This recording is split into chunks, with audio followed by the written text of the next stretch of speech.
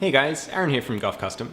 So some of you might have seen from other places that I actually moved workshops again recently. And hearing that, you might be like, what the f***? Why would you incur the time and expense of moving again so quickly? So I just wanted to make a video talking about how I came to that decision and also giving you guys some history to put it into context. One thing that I haven't talked about as much as I would like to is that about 3 years ago, my business failed. And when I say it failed, what I mean is that I was working full-time as a knife maker, trying to support myself, and I wasn't able to.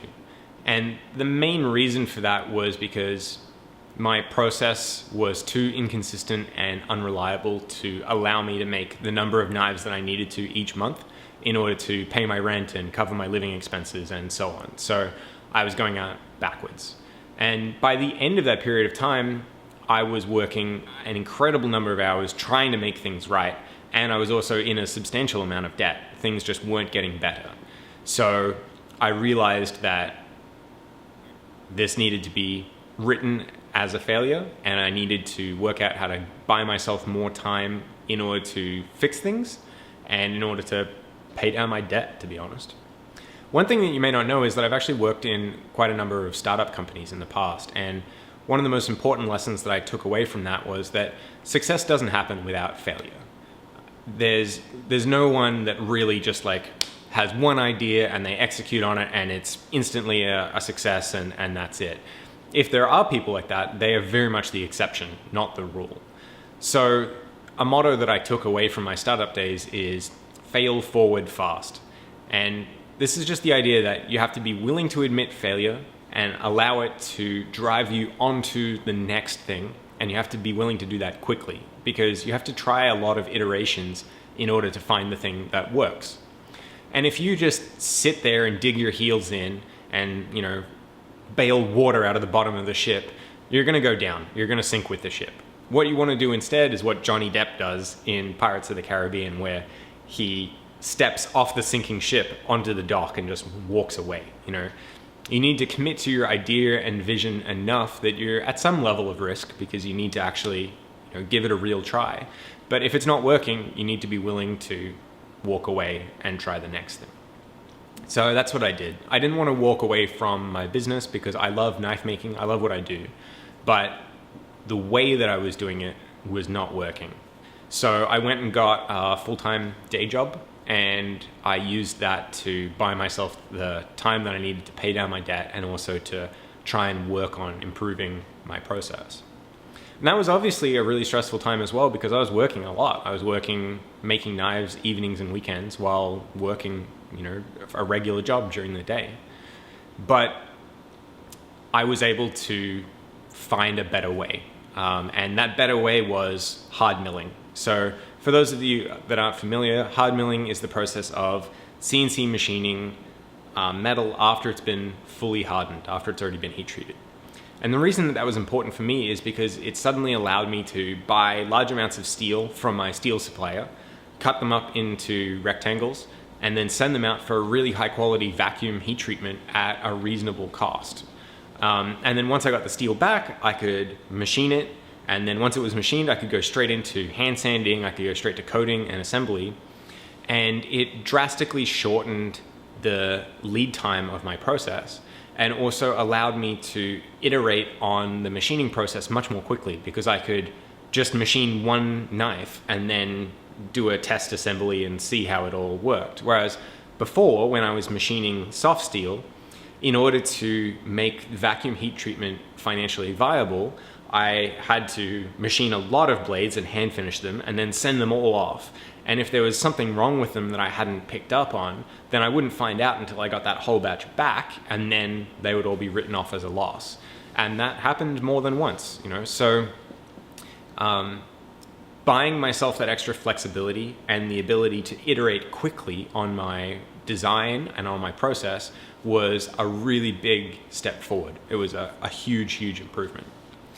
So after coming up with that idea and getting it working, and after working in my day job for 2 years, I started to feel kind of claustrophobic. I wanted to get back to knife making full time, and I had the idea to try scaling up, to take things up to the next level, as it were.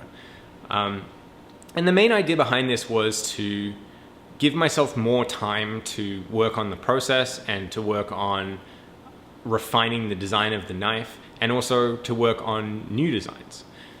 And to do this, I basically got a much larger workshop. I went from 500 square feet up to 2,500 square feet. And I got a friend of mine, Mike, who is also a knife maker, to share workshop space with me and to come and work with me part-time to help me make my knives. And that was fantastic. He worked out really well, but I found it really, really stressful to be responsible for somebody else's income, to be honest. And that, in combination with a really large increase in fixed costs, so going from the small shop to the big shop, and then having wages on top of that and an increase in insurance and power and so on, meant that my fixed costs went up by more than 400%. So all of these things just kind of hung over me like a big weight that might drop on me at any time. And for some people, scaling up is absolutely the right thing to do. It takes their business up to the next level. But for me, I just found that I couldn't put those stresses out of my mind. They just stayed with me all the time. And they made me feel really stressed out, and they really sucked the joy out of what I was doing. And I wasn't productive. I didn't get to do the extra stuff that I really wanted to do because I was just so stressed out. So about 6 months into that process, I realized that this was not the right thing for me, and I had to work out what the next thing was. And that next step ended up being this, scaling back down to just being me and just being in a small shop. So this shop is just over 500 square feet. It's relatively close to my apartment, which is fantastic. I can actually walk here in about 20 minutes, whereas the big shop was a 45-minute train ride either way.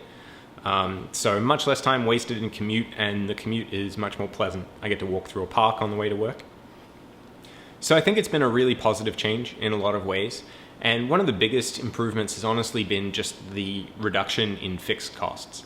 Because when you're trying to make something to a really high standard, in my experience, there are always going to be delays. Whether it's my fault or somebody else's fault, delays just seem to happen. A good example of this is that recently the company that does my DLC coding started having some internal process issues, and that ended up delaying me by about a month, which was, obviously not great. But having smaller expenses in the smaller shop, I was able to do everything I could to fix that situation, and then to take a step back and just be like, well, I guess this is a forced vacation now.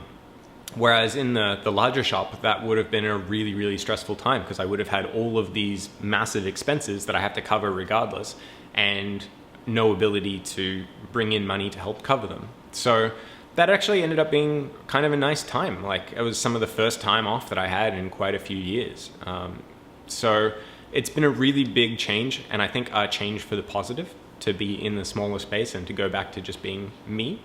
And I'm enjoying life and knife making more now, which is fantastic. So I think things are headed in the right direction.